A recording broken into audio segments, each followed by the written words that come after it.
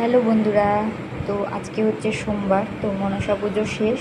তো আজকে এই কারণের জন্য মাছ রান্না করছি। রুই মাছ নিয়ে এসেছিলো তোমাদের দাদাভাই, আর এটা মাম্মামের জন্য একটা পেটির মাছ রেখেছি। আর এখানে মাথা রয়েছে। আর এখানে দেখো চাউমিন করেছিলাম, তো ছেলে আমাকে খাইয়ে দিল।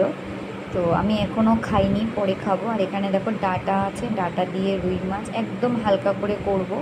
দেখো ডাঁটা দিয়ে, আলু দিয়ে, একটু পেঁয়াজ বাটা দিয়ে, জিরে বাটা এসব দিয়ে। আর এখানে দেখো একটা কুমড়ো একটা ভাই পাঠিয়েছিল, গোটা কুমড়ো, তো সেটা একটু দেখিয়ে দিলাম। তো আর দুপুরবেলায় রয়েছে তোমাদের ভাত।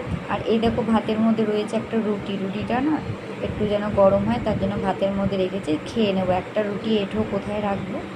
আর করেছিলাম মাছের ঘ্যাট, মানে তেল দিয়ে পুঁই শাক দিয়ে ঘ্যাট করেছিলাম, মাথাটাও দিয়ে দিয়েছিলাম, দারুণ হয়েছিল খেতে। আর এই যে মাছ